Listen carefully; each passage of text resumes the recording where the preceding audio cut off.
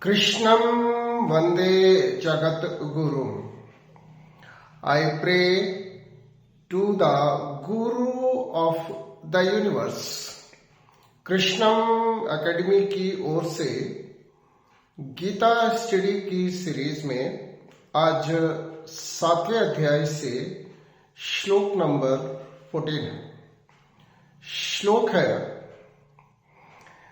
देवी ही ऐसा गुणमय मम माया दुर्तया मामेव ये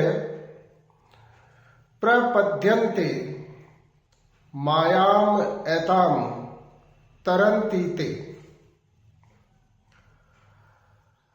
My divine energy, Maya, consisting of the three moods of nature, is very difficult to overcome, but who surrender unto me cross over it easily.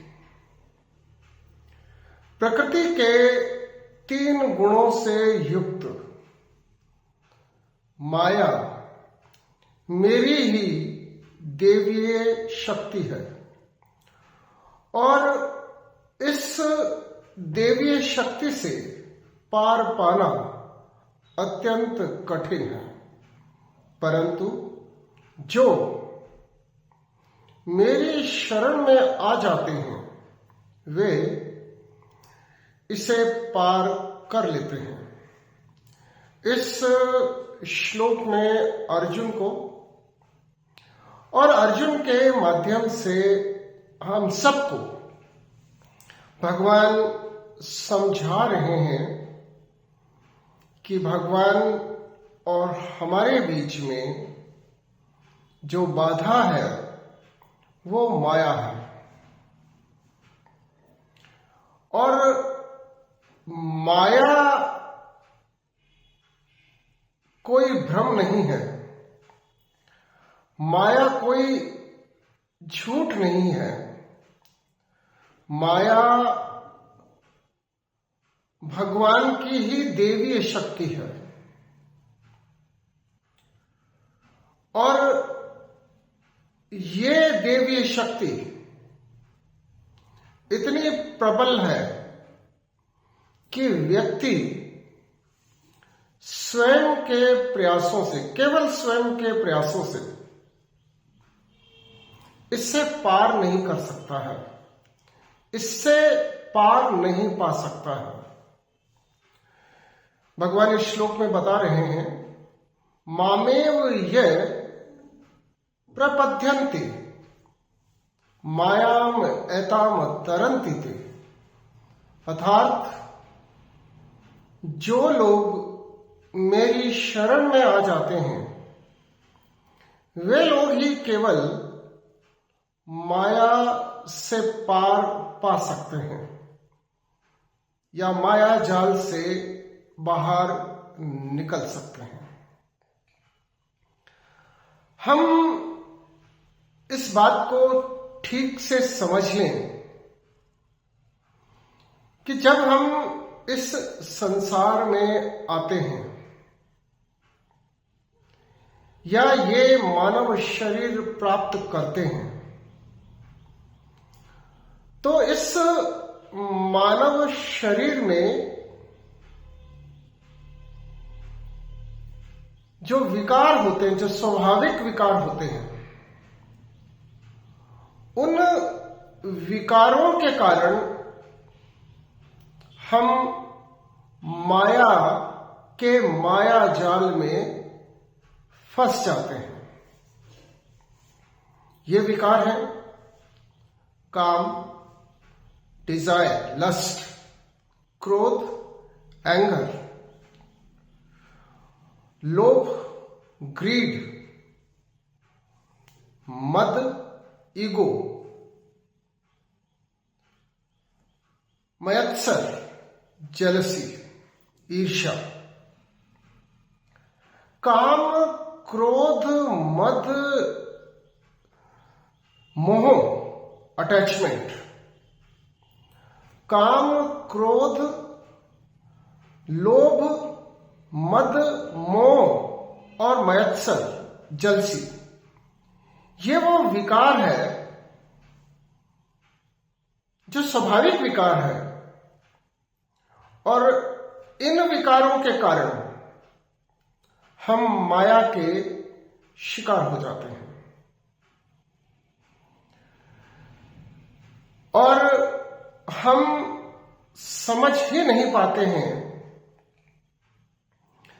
कि हम स्वयं में अपने परमेश्वर के बिना कुछ भी नहीं है। हमारी हस्ती,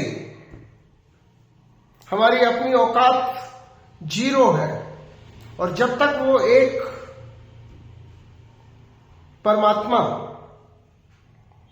उस जीरो के साथ आएगा नहीं, यानी कि जीरो जब तक एक के साथ आएगा नहीं, यानी कि सेल्फ जब तक सुप्रीम के साथ मर्ज नहीं होगा, तब तक हम कुछ भी नहीं है। परंतु इन विकारों के कारण, इन विकारों का शिकार होने के कारण हम अहंकार के शिकार हो जाते हैं और स्वयं को कर्ता मान बैठते हैं और स्वयं पर इतराने लगते हैं। स्वयं का अलग अस्तित्व मानकर हम वे गलतियां, वे पाप, वे अपराध कर बैठते हैं कि हम अपने पूरे मानव जीवन में नरक भोगते हैं, दुख देखते हैं, परेशानियां देखते हैं। हम एक बात और समझें, इस शरीर और इस मन से परे कुछ भी नहीं है। अगर हम इस शरीर से स्वस्थ है,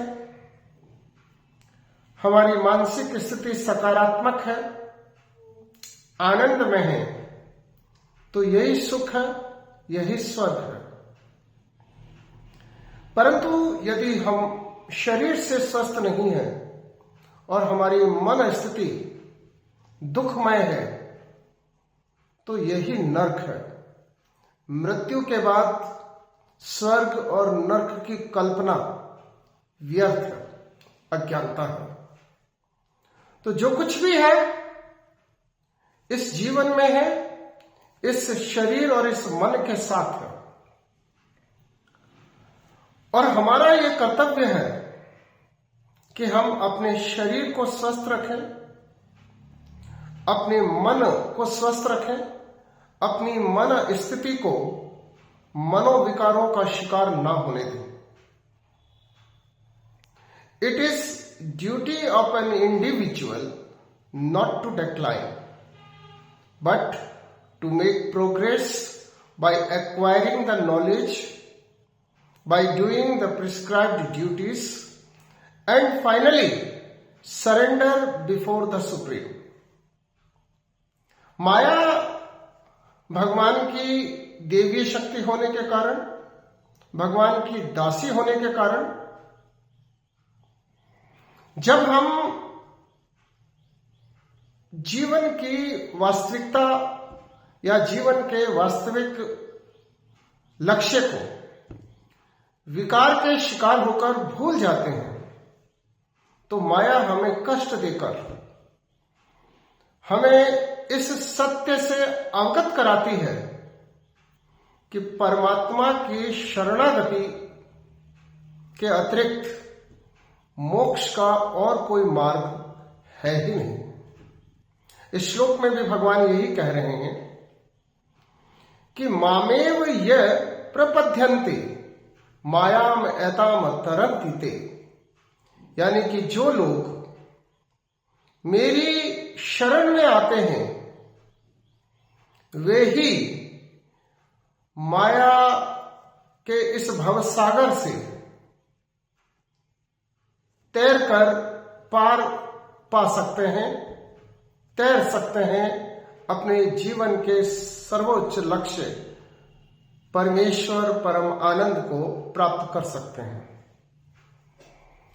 यदि कोई व्यक्ति स्वयं को कर्ता समझ ले, और ऐसा हो जाता है, भगवान ने थोड़ा सा शारीरिक सौंदर्य दे दिया, रूप दे दिया, भगवान ने हमारे को शारीरिक बल दे दिया, भगवान ने अपनी कृपा से हमें ज्ञानी बना दिया, धनी बना दिया, तो हम अपने उस रूप यौवन, अपने उस ज्ञान और अपने उस धन पर इस तरह से घमंड करने लगते हैं, इस तरह से इतराने लगते हैं कि स्वयं को कर्ता समझने की भूल कर बैठते हैं और अपने परम आनंद से, अपने परमेश्वर से अलग हो जाते हैं। हमने देखा है कि कुछ लोग संत, महात्मा, बाबा होने का ढोंग करते हैं, भगवान की तस्वीर को छोटा और अपनी तस्वीर को बड़ा करते हैं और यहां तक घोषणा कर देते हैं कि मैं ही भगवान हूं। हमने ऐसे कई गॉड मैन को देखा है जिन्होंने आम लोगों को भ्रमित किया है और स्वयं के चमत्कारी या गॉड होने की उद्घोषणा की है। बाद में जब सत्य समझ में आया तो पता चला, apart from God no one is God. हम इस सत्य को समझ लें अच्छे से कि भगवान के अतिरिक्त कोई भगवान नहीं है। और ये जिन लोगों को अपने शास्त्रीय ज्ञान का घमंड होता है, अहंकार होता है, और जो अहम ब्रह्म अस्मि की गलत व्याख्या करते हैं, लोगों को भटकाते हैं, लटकाते हैं, अटकाते हैं, हमें उनसे सावधान रहने की आवश्यकता है। इस श्लोक में भगवान स्पष्ट रूप से बता रहे हैं कि हमें केवल और केवल परमेश्वर की शरण में जाना है। परमेश्वर के अतिरिक्त किसी बाबा, किसी ढोंगी और किसी गॉडमैन के चरणों में हमें नहीं पड़ना है। हमें केवल और केवल परमेश्वर की शरणागति को प्राप्त करना है और इस शरणागति के भाव से ही हम मनोविकारों से मुक्त हो सकते हैं। अन्यथा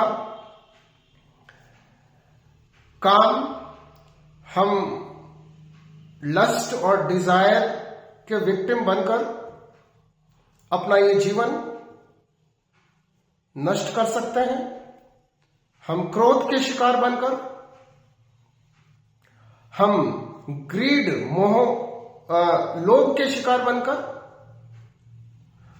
हम अहंकारी होकर, इगोइस्ट होकर और इस दुनिया के व्यक्तियों और वस्तुओं से मोह करके,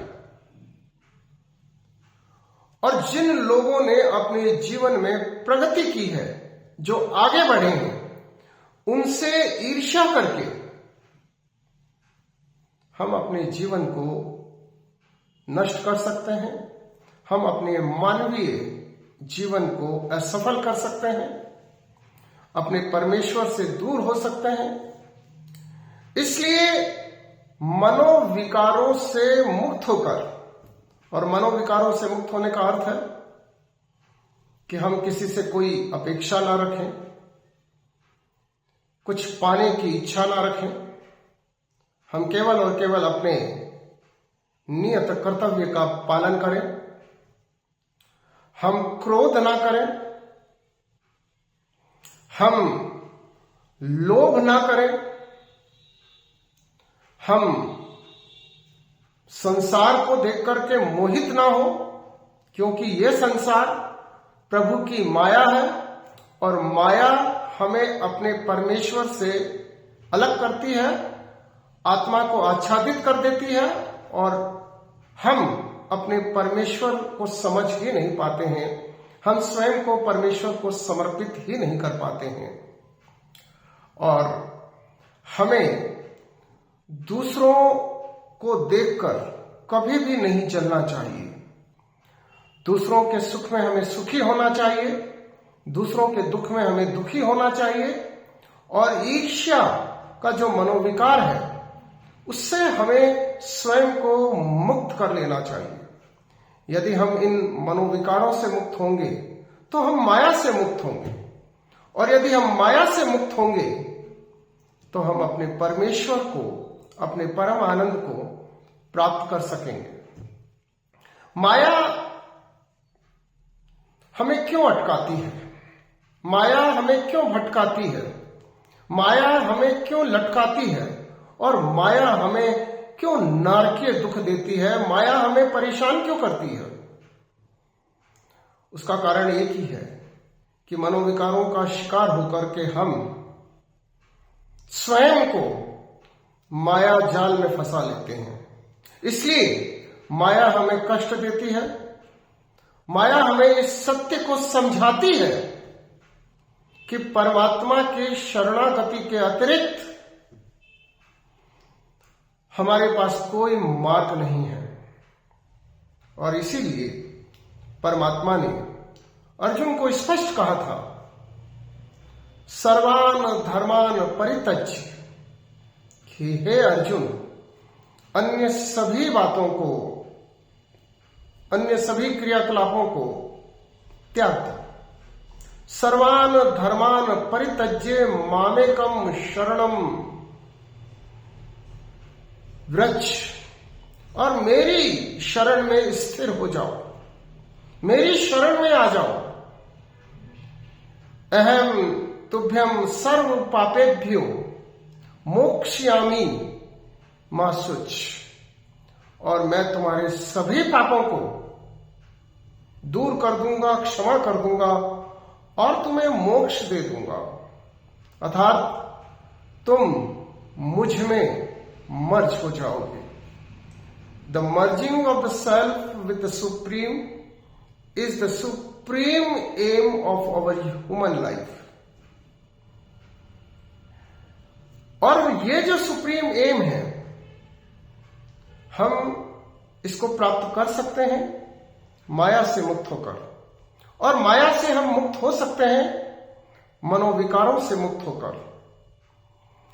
और हमें मनोविकारों से मुक्त होकर, माया से मुक्त होकर अपने प्रभु की शरण में जाना है, अपने प्रभु में तिरोहित हो जाना है, अपने परमात्मा में समाहित हो जाना है, परम आनंद को प्राप्त कर लेना है, परमेश्वर को प्राप्त कर लेना है। प्रश्न ये भी है कि हम ऐसा कर क्यों नहीं पाते हैं? इसका उत्तर भी भगवान अगले श्लोक में देंगे। धैर्य रखिए और समझिए गीता को। Gita is the guidance given by the God himself to make our human life successful. ये मानव जीवन बहुत ही बहुमूल्य है, और ये जो शरीर हमें मिला है, ये जो मन हमें मिला है, इसके माध्यम से हम अपने जीवन का सर्वोत्तम लक्ष्य प्राप्त कर सकते हैं।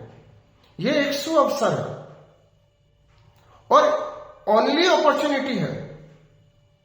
यदि हमने इस अवसर को खो दिया तो फिर दुखों में, नरक में, माया में भटकने के अतिरिक्त हमारे पास कुछ नहीं होगा। पछताने के अतिरिक्त हमारे पास कुछ नहीं होगा। हम देखते हैं कि हमारे आसपास बहुत सारे लोग नर्क का जीवन जीते हैं, दुख भोगते हैं। दुख और सुख ये मन स्थितियां हैं, ये शरीर और मन की अवस्थाएं हैं। यदि हम शरीर को स्वस्थ रखें और परमेश्वर की शरण में जाकर हम अपने मन को स्वस्थ रखें, अपनी मानसिक स्थिति को स्वस्थ रखें, तो निश्चित रूप से हमें मरने के बाद स्वर्ग और नरक पाने की कोई आवश्यकता नहीं है। इसी मानव जीवन में यदि हम सुखी हैं, आनंदित हैं, प्रफुल्लित हैं, तो यही आनंद है। और यदि इसके विपरीत है, यदि हम दुखी हैं, परेशान हैं, हमारी मन स्थिति विचलित है, तो यही नरक है। और गीता स्पष्ट रूप से आपको हर एक बात ठीक से समझाती है, आपको समझने की आवश्यकता है।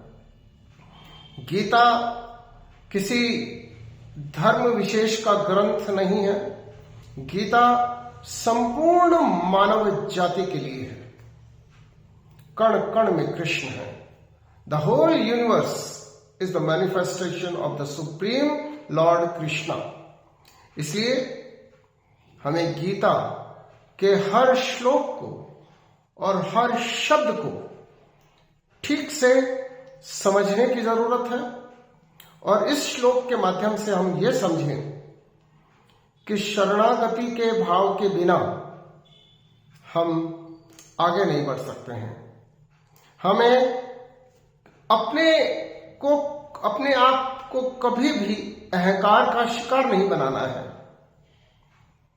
और अहंकार से मुक्त होकर, ईगो से मुक्त होकर अपने को कर्ता न समझें और भगवान के इस आदेश का हम पालन करें। क्योंकि भगवान कहते हैं, सर्वान धर्मान परित्यज्य मामेकम शरणम व्रज अहम तुभ्यम सर्व पापेभ्यो मोक्ष्यामि मा शुच। हमें भगवान के इस वचन को याद रखना चाहिए और गीता के 7वें अध्याय के इस श्लोक नंबर 14 को समझने के बाद में यही समझ में आता है, सरेंडर बिफोर द सुप्रीम, कि हमें स्वयं को परमात्मा की शरण में सौंप देना चाहिए। जय श्री कृष्ण।